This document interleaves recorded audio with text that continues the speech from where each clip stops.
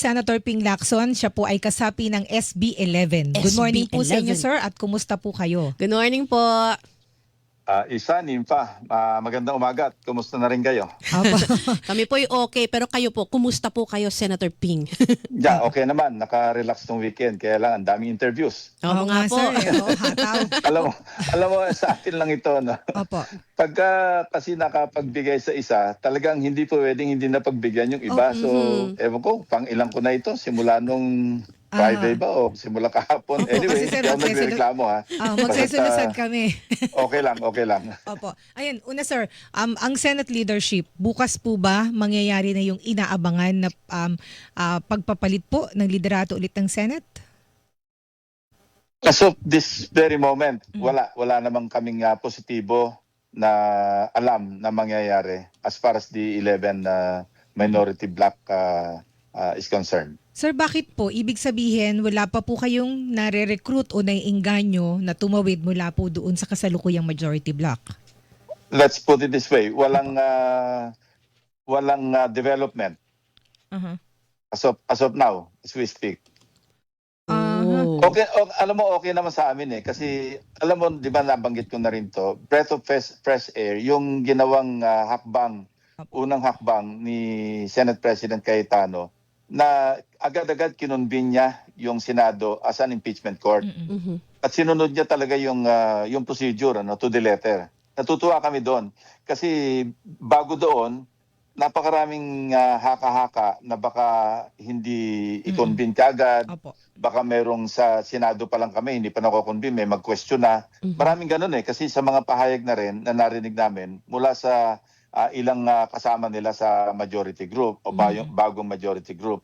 So yun, inaabangan na namin, naghahanda na kami as early as noong una siya nag-preside kung ano yung kanyang, as early as kung pagka-transmit ng articles of impeachment.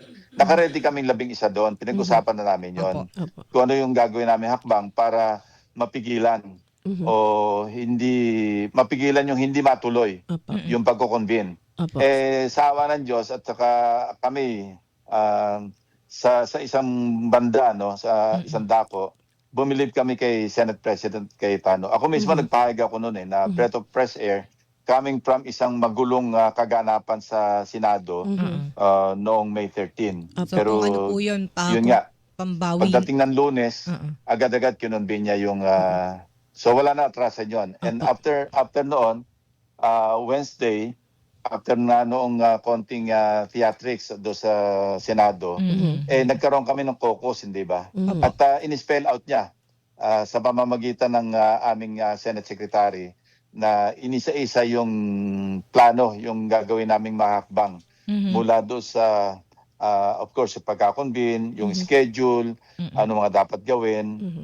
Kaya nga nabuo yung aming consensus na July 6 yung unang araw ng impeachment trial. So buti po nabanggit ninyo. Yeah. Ibig sabihin, sir, para kasi na-excite kami pagtatanong doon po sa Senate Presidency, para po ma-picture lang natin at maunawaan ating mga kababayan bakit importante yung Senate leadership. Kasi ngayong panahon na sinasabing, tama ho ba sir, parang lowest point ng Senado na kinakailangang ibangon dahil dun sa nangyaring putukan noong May 13. Tapos eto, may inaabangan pang impeachment trial na critical na kung sino yung mamumuno sa Senado. Totoo yun. Importante yung Senate leadership kasi siya yung as far as the impeachment trial is concerned, importante yung Senate President kasi siya yung magpipreside. Pero nauna ka naman ng sinabi na maayos naman so far yung mga steps being taken or already taken by the new Senate President. Kasi yung ina-anticipate o hindi na yung ayaw naming mangyari na hindi agad i-convene nangyari na. So let's move forward from there na maski siya yung magpipreside being the Senate President. Umaasa kami o nag-hope kami na maganda yung takbo ng impeachment trial. Yun muna. Ngayon, pagdating naman sa Senate leadership at sa aming legislative work, talaga maantala. Kasi nga, every time magpalit ng liderato sa Senado, necessarily magpapalit yung mga chairpersons na mga komite. Apo. Doon pa lamang medyo may may disadvantage na, Mm-mm. not because nagpalit ng liderato, kundi yung attendant circumstances sa pagpapalit kasi magpapalit ng mga chairpersons. Yes po. So mag-i-start na naman from zero at baka maiba yung mga prioridad. Opo. Balikan ko lang din po yan pong kasi nagsalita din po si Senator Tito Soto. Ang sabi niya, I was asked why I have been silent regarding Senate leadership. Wrong. I was the one who brought out the idea of making Sherwin as Senate President. So ngayon po ba, Senator Lacson, mayroon po bang nangyayaring parang nakikipag-usap ho kayo sa iba pang mga senador, particular po sa majority, hinihimok po na lumipat sa inyo para makuha nyo po yung 13 na votes kung sakaling ipupush talaga itong Senate presidency ni Senator Sherwin Gatchalian? Kung mayroon man isa, I'm not at liberty to disclose, no? Kasi critical yan, sensitibo yan. Hindi ko confirm, hindi ko i-deny. Pero masasabi ko lamang, sabi ko nga, di ba, continuing crime, quote-unquote, yung paghangad na mapalitan yung liderato. Opo. Pero kayo po personally, dahil nga po sa nangyayaring sitwasyon sa Senado, bagamat humupa na, kaya lang yung bang sa social media nga po, Senator Lacson, ang panawagan pa rin ng ilan sa ating mga kababayan, palitan na yung Senate President kasi nga nabahira na yung image, 'di ba, ng Senado. Kayo po, dapat po bang mangyari 'yon? Sa pananaw naming labing-isa, dahil nga sa kinasadlakan ng Senado, yung sunod-sunod na mga pangyayari mula nung biglang sumulpot si Senator Bato, tapos nawala, nagkaroon ng putukan pa, pagkatapos yung mga sunod-sunod pa mga pangyayari sa Senado, talaga namang aminado kami na naapektuhan yung integridad, yung dignidad, at saka yung reputasyon ng Senado. Talagang bagsak. Kami na mismo, pag nagko-caucus kami, yan ang aming pag-uusapan. At yan lang ang mismong pinag-uusapan namin na sana kung pagpalit tayo ng liderato, maibango namin, magkaroon kami ng fresh start. Kaya nga napili namin si Senator Sherwin Gatchalian. At least fresh face at wala siyang kaaway, sabihin na natin. At kaya sa po niya, magkabilang at kaya panig. niya yung trabaho, Kaya sir. siya yung aming napagkaisahan at ito'y talagang solido kaming labing-isa rito. At Na kaya po, itulak na siya yung maging Senate President. Kasi yun ang pinaka-practical. Opo. Kasi naging untenable na. Nung una kami nag-usap na inabot kami ng alauna ng madaling araw. Yan ang aming napagkasunduan kasi sinabi ko nga kay Tito Sen noon, untenable na yung position na ma-reclaim niya yung Senate presidency. At siya mismo, sabi niya nga, siya mismo yung nag-initiate, nagtulak na ang compromise na lang natin, pumili tayo sa mga kasama natin. At ang napili nga namin si Senator Sherwin. At ito hindi lamang itong nakarang araw, kundi noon pang unang-una kami nag-focus ng seryosohan at nagkasundo-sundo kami na hindi kami maghihiwalay na labing-isa para itulak yung Senate presidency ni Senator Sherwin Gatchalian. Kung sakasakali po na si Senator Sherwin Gatchalian na talaga, yung maupo na Senate President, hindi po ba magkakaroon ng problema kapag nagkaroon po ng impeachment trial? Kasi hindi, alam ko hindi abogado si Senator Gatchalian po. Ang presiding officer ng 24 senator judges ay presiding officer lang. Wala naman sa kanya talaga yung sariling desisyon kung paano ang takbo ng impeachment. Halimbawa, yung mga motion sa floor, kung hindi naman niya kaya o agad-agad na sagutin, pwede naman niya ibato sa 23 other senator judges. Or pwede ngang i-delay pa yon para pag-aralan. Magkaroon ng formal na motion ang kung ano man panig yan, prosecution man o defense, para pag-aralan muna namin kung ano yung paano namin itatakel o i-resolve yung motion. Hindi naman lahat ng magmo-motion sa floor. Halimbawa, nag-move yung prosecution. Merong mga pagkakataon na agad-agad pwedeng sabing overruled, pwedeng sabing sustained ng presiding officer. Pero hindi naman yun na parang must, pwede namang i-delay niya. Okay, merong motion, submit kayo ng formal motion at bibigyan natin yung kabilang panig para sumagot. May mga patakaran naman dyan ayon sa rules of court. Na ito'y sinusunod din, hindi lamang ito sa impeachment court, kundi sa mga pangkaraniwang korte. May mga pagkakataon na hindi agad nagro-rule sa motion ang huwes. O sabi pa nating panel, kung Sandigan Bayan man yan o Court of Appeals o Supreme Court. Hindi sila agad nagro-rule. O hindi nagro-rule kaagad yung presiding officer. Mhm. Kaya yan, kayang-kaya ni Senator Sherwin yan kasi ang observation naman namin sa kanya, pati yung mga committee chairmanships na pinagdaanan niya, Opo. preparado naman siya In inaaral fairness. naman niya In fairness. Oo. At sabi nga masipag, sabi ng mga Sipag. staff, sige pag nag-Senate President siya, balik 5-day work week ang Senate. Opo. Sir, ito po, gaano po katotoo na hindi lang po ang minority bloc ngayon ang nagre-wrestle para sa Senate leadership? Meron din daw pong grupo si Senator Cheese Escudero, gusto niya ma-reclaim ang Senate presidency. Ayoko nang pag-usapin yon kasi yung usapan na yon hindi open yon Aha. sa yung kaya ayoko mag-disclose kung ano yung information na pag-usapan na behind the scenes or behind closed doors. Mhm. Mhm. So iwanan na lang natin, sabihin na lang natin na hindi lamang may naghahangad Oo.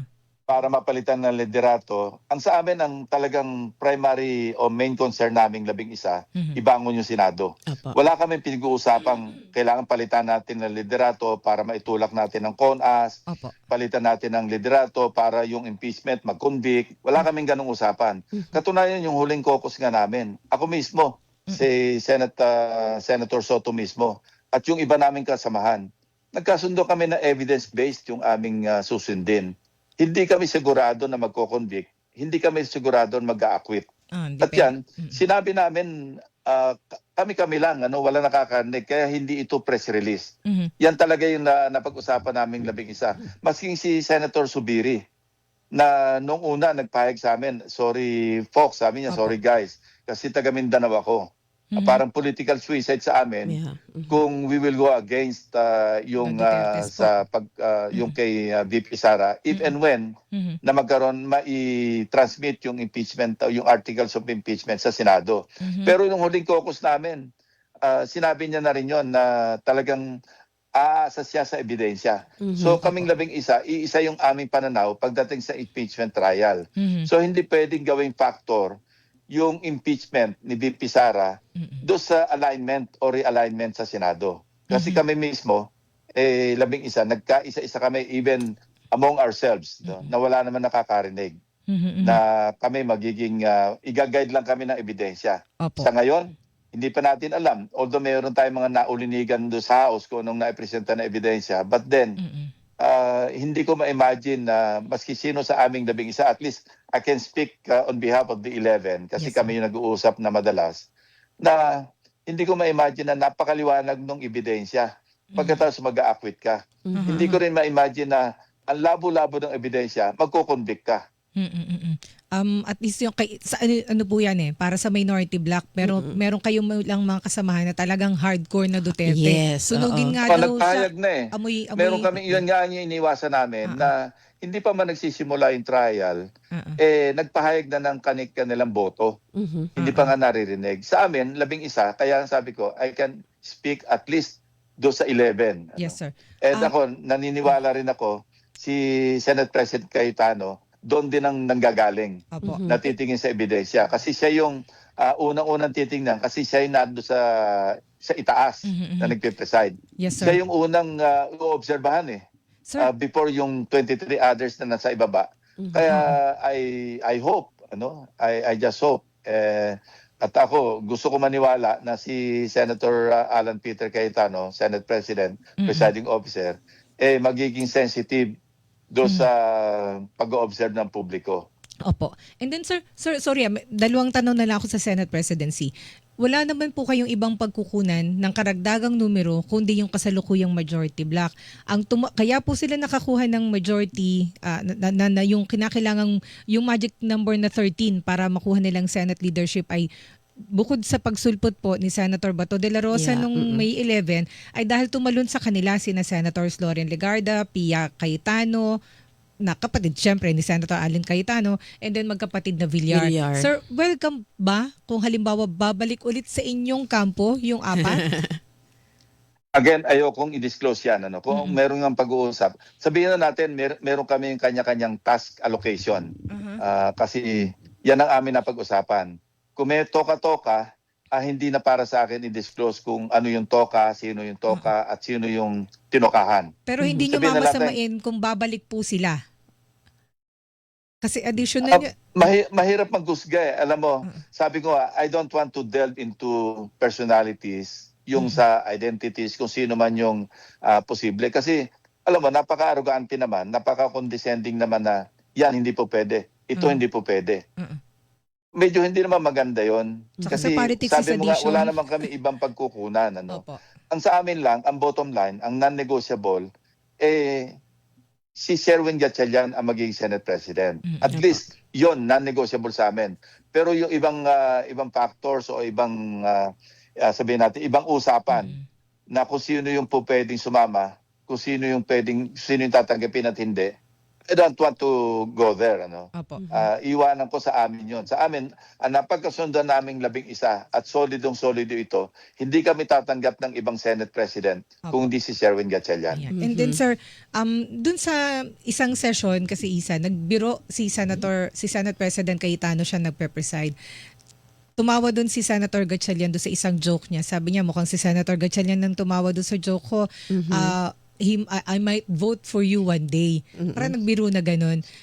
Doon lalong uminit yung tawag dito, yung hinala Yung o nakita, palitan. nakita na confirm na meron talagang active effort. So sir, ang isa is number 1, confirmed na meron pagkilos para po mapalitan o ma-take over yung position from Senate President Alan Cayetano. And pangalawa, sir, idudugtong ko na, should the Senate President, current Senate President, akuin po niya dapat yung responsibility doon sa nangyaring shooting incident doon sa Senado na sabi niya under attack na apparently hindi, sabi po sa mga investigasyon. Dapat ho ba akuin niya yung responsibilidad at bukod doon, responsibilidad din sa pagtakas o pagkakaalis po ni Senator De La Rosa na isinilalim sa protective custody ng Senado pero nakakawala sa Senado. So ano yung tanong Nimpa? Ang Yung tanong, pangalawa? sir, Yung should unang he tanong, step down? isang Opo. word, Opo.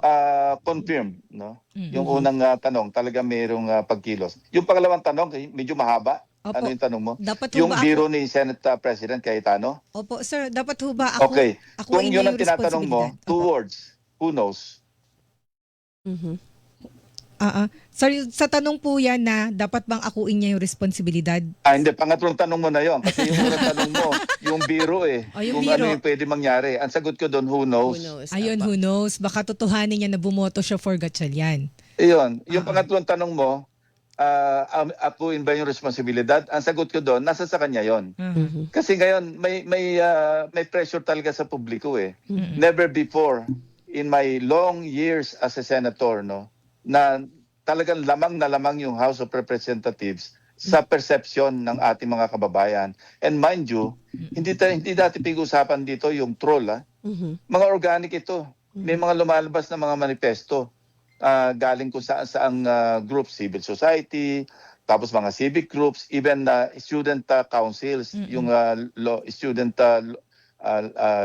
law council ng Ateneo mismo. Apo. So I can feel na merong burden ito maski papaano, then bigat sa balikat at sa puso ni Senate President Cayetano. So kung sasagutin kita doon sa pangatlong tanong mo, nasa sa kanya yon. Kung aakuin niya ba at magkakaroon siya ng sabihin nating mag-make amends siya doon sa mga nangyari sa ilalim ng kanyang liderato. Nasa sa kanya yon. Hindi naman para kami diktahan siya na, oy, akuin mo yan at mag-make amends ka, sumama ka sa amin. Nasa kanya lahat yun. Kasi alam mo yung nasabi ko na rin ito, no? Lahat naman tayo, meron tayong redeeming value na tinatawag. Kung alam natin nagkamali tayo at mabigat yung ating pagkakamali, ako'y naniniwala na bawat tao, maski sino pa sabihin na pa natin na masisukdulan na yung kanyang pagiging matigas na ulo. Pagdating ng panahon at nakapag self-reflect, iniisip niya rin redemption, di ba? Apo. Na kailangan bumawi ako. Hindi lamang sa pananaw ng ibang tao, sa pananaw ng aking mga kaibigan, sa pananaw ng aking mga kasamaan, kundi sa aking sarili. Ayun, opo. Konsensya ang tawag doon. Ngayon, hindi ko sinasabing kailangan tanawin o silipin ni Senator Cayetano yung kanyang konsensya kasi nasa kanya yon. Desisyon ng bawat tao, hindi lang si Senate President Cayetano. Yes. Pero sinasabi ko nga, nakita ko na somehow yung redeeming value niya noong dinefine niya yung lahat ng mga haka-haka, even nanggagaling pa sa kanyang mga sariling kasamahan ngayon sa majority, na hindi magko-convene at walang planong magkaroon ng trial na tulad na nangyari doon sa 19th Congress noong last year. Apo. And So yun, na-disprove niya na yun eh. So nakikita ko, sa akin ito, nakita ko yung good faith, maski pa paano, na siya, pwedeng i-defy niya kung maski ganong kalakas yung pressure. Kinonvene niya na nga kami agad-agad. At sinunod niya yung proseso, yung procedure. so Na pwedeng mag-convene kami. At tuloy-tuloy, nagkaroon kami ng caucus, pinag-usapan na namin yung schedule ng trial. Apo. So matutuloy yung trial. pwedeng sir idugtong na dun sa good faith yung pagpaparaya ng Senate presidency. Sabi ko nga, nasa sa kanya yon, decision niya yon. Ano? Pero sir, pwede bang sa mangyari? amin, mas magandang gano'n na mangyari. Baka sakaling maging united uli ang Senado. Kasi let's face it, napakalalim na ng dividing line. O napakalawak para magkalayo na yung kung figuratively sabihin natin yung aisle between the two sections ng Senado, yung plenaryo. Masyadong malawak eh. Pero nakikita niyo ho Yung ba aisle na nga, ano? ang laki na ng distansya ng mga Oo. upuan nila. Hindi, Oh, pero, laki ng distansya. Oo. Figuratively Opo. Pero nakikita niyo ho ba na handang magparaya si Senate President Cayetano? Again, it's up to him. Call niya yon. Walang pwedeng magpilit sa kanya noon. Kaya nga, nung sinabi nyo nga na pabiro, sinabi niya, I might even vote for Senator Win Gatchalian. Well, I don't want to second guess, ano? Ibig Pero sabihin, baka open merong siya. ibig sabihin siya doon. And then sir, pwede bang mangyari na kasi po ngayon, 11 kayo sa minority block, 12 yung nasa kabila, yung sa majority block, dahil yung pang 13 sana si Senator Bato At nagtatago. large. Pwede ba sir na halimbawa may tumalon sa inyong isa, kayo yung magiging Majority. majority? Pwedeng kayo ang majority pero Senate President Alan Peter Oo nga. Cayetano pa rin. Pwede po ba yun? Pwede yun, pwede. Aha. Kasi 13 votes to unseat or Opo. to elect a new Senate President. Pero 12 votes at 12 members lang para magpalit yung majority. Aha. Kasi maging 12-11, so ang ibig sabihin nun, ang implication nun, while the Senate President is presiding, lahat ng committee nando sa majority. Ayun, Kasi opo. yung committee chairman, committee members, ine-elect yan ng majority, simple majority. Now, the question is, ano bang trato kay Senator Bato? Kasi sa rules namin, pag nasa abroad ang isang senador, for purposes of counting the majority, 12 lang. Kasi 23 lang ang in-country. Meaning, hindi physically able yung senador na nasa abroad. So pag nag-count kami ng majority sa quorum, 23 lang yung base number. Now, ang pwedeng pag-arguhan dito, dahil nasa in-country naman si Senator Bato, pero wala sa jurisdiction ng Senado kasi hindi siya maka-attend ng session dahil nga yung bagong development na nangyari, dininay na ng Korte Suprema yung tiaro niya, petition for tiaro. So pwede namang sabihin ng ibang abogado, of course yung kanya mga abogado, na hindi pa pinalyan. Kasi yung main petition, na kailangan ba siyang dalhin sa domestic court o hindi na kailangan at idiretso sa dihig, yun na lang naiiwanan na hindi pa nare-resolve ng Supreme Court. Now the question is, valid that. DOJ na nga nagsabi, hulihin na si Senator Bato. So, ang argumento dito, nasa jurisdiction pa ba siya ng Senado? Ang sa aking pananaw, sarili ko ito tanong ko sa mga abogado no, na mas nakakaalam ng batas. Hindi siya pwedeng nasa ilalim ng jurisdiction ng Senado. Unlike before, nung bigla sumulpot noong May 11, Opo. kasi hindi pa naman unsealed yung warrant of arrest. Ugong-ugong pa lang yun. Parang umuugong pa lang na meron siyang warrant of arrest na eventually, kinonfirm ng ICC nung inunseal nila na talagang November 5 pa labang o November 2025, meron na siyang warrant of arrest. Yes, sir. Kaya lang nakasealed. So ngayon, foregone conclusion na yon. So siya ba'y, kung may mag-argue ba na siya ba'y within the jurisdiction of the Senate pa, pwede siyang mag-participate? Hindi, sa pananaw ko. No? Dahil sa rules of the Senate, Rule 41, malinaw yun. Yes, sir. I don't know if I'm correct yung sa Rule 41 na pwede lang mag-participate yung through online, Webex man o Zoom, yung wala sa plenaryo kung merong force majeure or merong national National, emergency. yes, sir. Sa ngayon, hindi nag-exist yung force majeure, wala namang earthquake, wala namang bagyo na hindi kami makapunta sa Senado. Aha. Wala rin namang COVID, wala rin namang national emergency. Pero So sir, maliwanag, wala sa jurisdiction ng Senado at hindi siya pwede mag-participate online contrary to the motion na inintroduce ni Senator Marcoleta na hindi namin alam kung inadapt nila sa floor pero talagang questionable yon. Yes, sir. Marami Kasi rin putol. maliwanag sa rules na hindi po pwede yun. At kung yamin yung rules, necessarily, ire-represent sa Committee on Rules. Ang problema, hindi pa na-constitute yung Committee on Rules. So, paano yon? So, pag-uusapan, at maski pa mag-rule yung Committee on Rules na po pwede siyang mag-participate online, ipapasa pa ito sa plenaryo at pagkaroon pa rin kami ng mahabang debate doon. Tas tatagal po yun, sir. May publication pa. Iba pa Kaya yung nga, rules ng so ang impeachment tanong rules. ninyo, posible ba yung ang presiding officer nasa minority dahil may tumawid na isa? Posible mangyari yon. And that would be an awkward situation kasi lame duck yung Senate President. Siya lang yung mag-open ng session, magpe-preside. Pero pagdating sa botohan, maski anong motion yan, at nagkaisa yung 11 na majority, the new majority of 12, Yes, sir. napaka-awkward ng position ng Senate President. Parang kahiyahiya na yung kanyang position. Nakatayo lang siya doon, nawala naman sa majority. Kaya lang, hindi siya ma-unseat kasi nga, hindi makapag-elect ng bagong Senate President dahil ang kailangan 13 votes. opo. So, ang tanong nyo, posible ba na iba yung Senate President nasa minority dahil may tumawid na isa? Yes, possible. Possible, pero awkward. Sir, ito po, total nabanggit po si Senator Bato de la Rosa. Siya daw po ay fugitive, armed, and dangerous. Tama ba yung ganung turing sa kanya? May payo din po ba kayo kay Senator de la Rosa sa ganitong sitwasyon? Ako, ang payo ko lang sa law enforcement, galing na nila yung paghahanap. Kasi ako na-awkward sa situation na naandyan na, huhulihin pero hindi nahuli. Apo. Whether or not legally correct yung naging move ng, di ba sinabi ng mga NBI, Sabi huli na ba't naging serban siya ng warrant Opo. bago siya makapasok sa Senado, di ba? Dahil ang pagkaalam nila, meron na talagang existing warrant of arrest. Apo.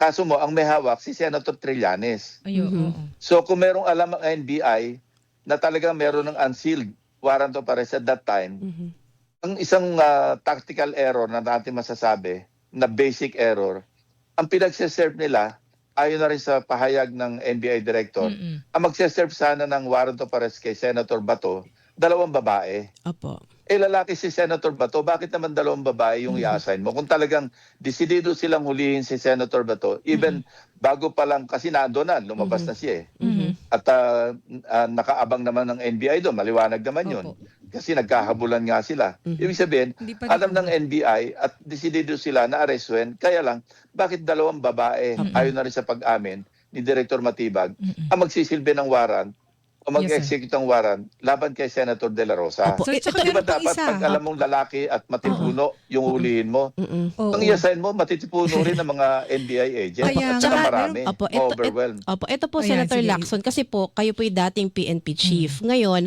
bukod kasi kay Senator Bato de la Rosa, hinahanap din si dating Congressman Zaldico. Meron ding Atong Ang, di ba? So, 3 malalaking Bantag tao pa. po ito. Ano, Bantag O, sige, ba? Gerald Bantag. Pero hanggang ngayon, do sa first 2, Ko and Ang, di ba?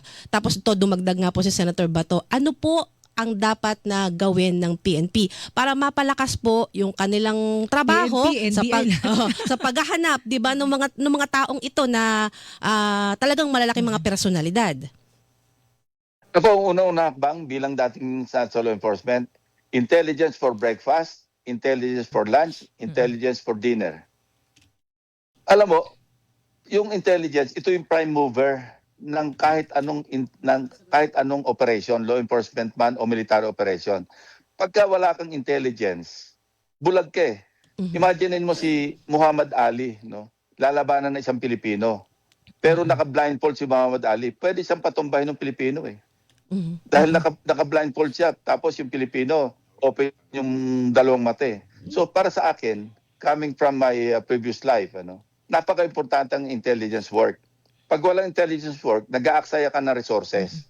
Kasi para kang namamana o namamana sa buwan. Ika nga, no? Opo. Sir, Yun Eh, ang aking opo. pananaw. So, So, galingan ng NBI, galingan ng PNP, o Aha. kung tutulong yung AFP, galingan na rin intelligence work. Opo. So, Para sobrang, na sa ganon, pag nag-launch silang intelligence operation, tukoy na nila kung nasaan. opo. At saka intelligence, hindi lamang ito yung magpipild ka ng mga tao. Meron kami tinatawag na human at saka SIGINT. Yung human, yun yung human intelligence.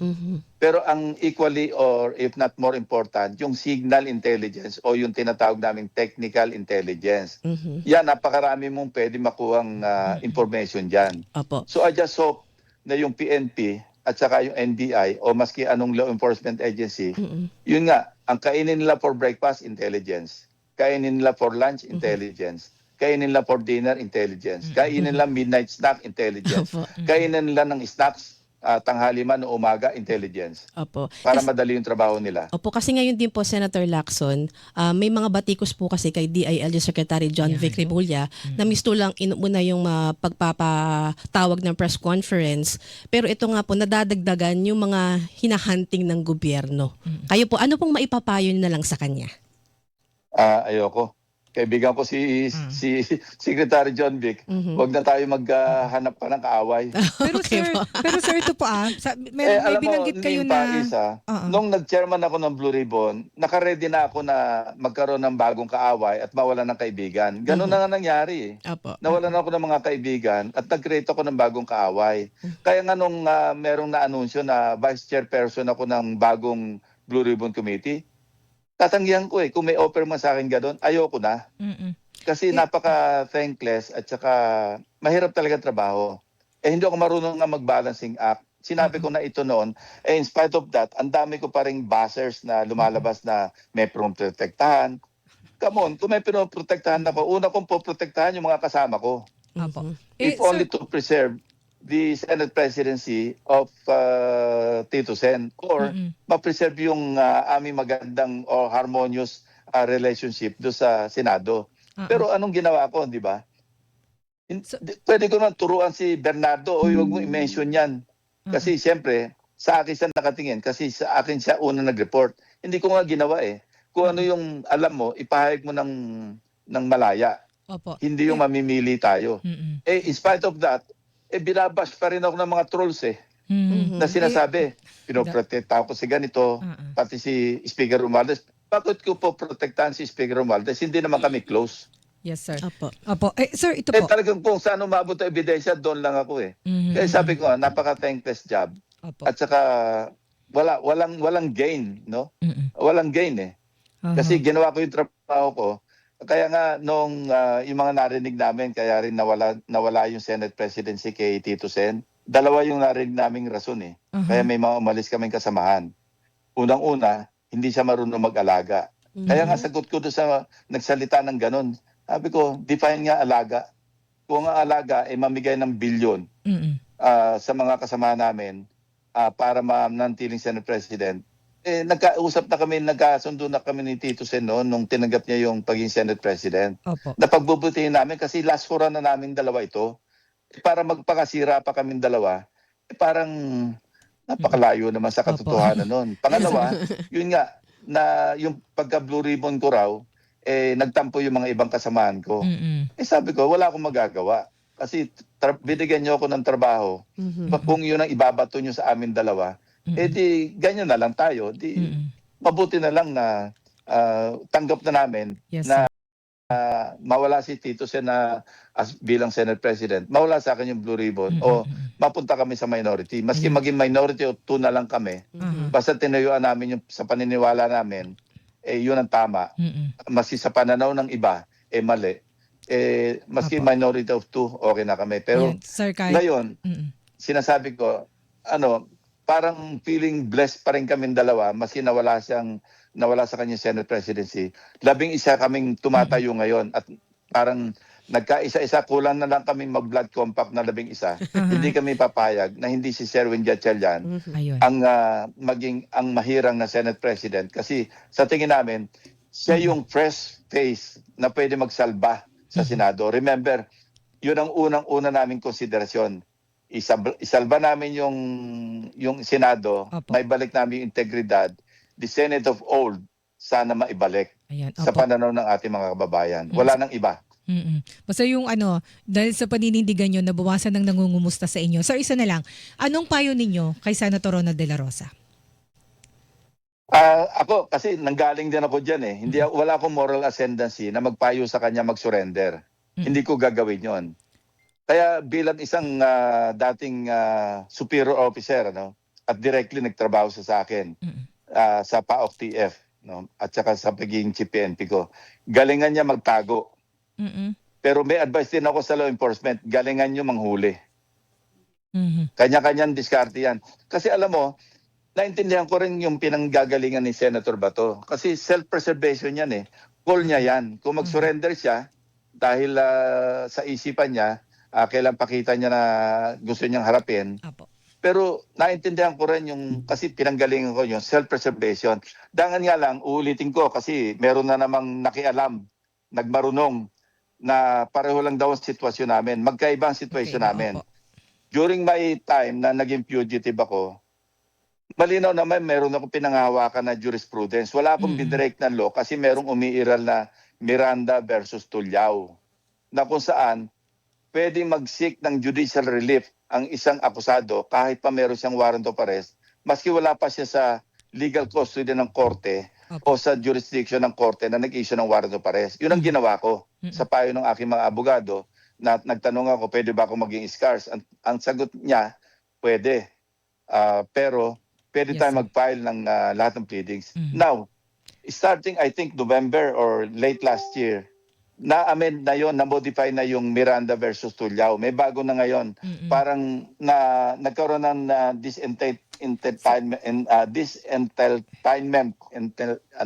tama ba yun? Parang nagkaroon na disenfranchise na yon, applicable, opo, yung hindi- Miranda versus Tulyao, na-limit na yon. So, hindi Pwede mo lang applicable sa i-avail kanya. yung mag-file ka ng pleadings sa loob ng 6 months. Pag lumampas na ng 6 months at hindi ka pa at wala pang aksyon, hindi pa nakukwas yung warrant mo, wala ka ng pag-asa kundi magpasilalim ng jurisdiction ng korte bago umandar yung kaso mo. Ayun. So, yun ang kaibahan. Sa akin nun, minimaintain ko, I did not break the law because meron akong Miranda versus Tulyao jurisprudence na pinanghawakan. At ako, naniniwala ako nun, talagang ako, fugitive from injustice. Kasi unang-una, si Jebe yung gusto magpakulong sa akin. Imagine, Opo. incredible witness na nga yung nag-iisang testigo, pero pilit na pilit. Yung judge noon na nag-iisa ng warrant, after 2 weeks, appointed as a Court of Appeals na justice. Kasi pinapa-inhibit ko nga kasi alam kong applicant siya para maging CA justice. Ayaw mag-inhibit. Mabalita na nga ako na yun ang quid pro quo. Yun ang parang deal ni dating Pangulong GMA. Ba't ako magpapasailalim? Hindi ko inimagine maski sa aking guni-guni na makita ko ni dating Pangulong GMA na nasa likod ng rehas maski 1 minuto. Kaya ako talagang nag-decide ako noon. Lalabanan ko na yung kaso na habang ako'y nagtatago. Not for a minute, not for a second. Yes, Na sir. ako'y, kung na-deny ng Korte Suprema o na-deny eventually yung aking pleadings, Yes, yung sir. judicial relief, ibang usapan yon. Doon ako magde-decide kung ako ba'y susuko o Yes, sir. tuluyan na magtatago habang buhay. Hindi pa ako decided doon. Pero Opo. at Yes, least sir. at that moment, and I was proven right, di ba? Kasi na-reverse nga ng Court of Appeals yung naging ruling ng RTC na nag-issue ng warrant sa akin. Pagkatapos nun, Yes, sir. na-sustain naman ng Korte Suprema na incredible witness si Mangkaw. So, Nag-iisang testigo saan ka naman nakakita? Walang corroboration. Yes, sir. Opo. Tapos mag-i-issue ng warrant of arrest. Anong probable cause doon? So ano yon, hindi kayo pareho kayo nagtago ni Senator Bato pero hindi similarly situated. Anyway, sir, Yeah, magpapasalamat. taro yun. Gusto ko liwanagin. Kasi nagsilita yung isang abogada na nagmamagaling na pareho lang daw kami.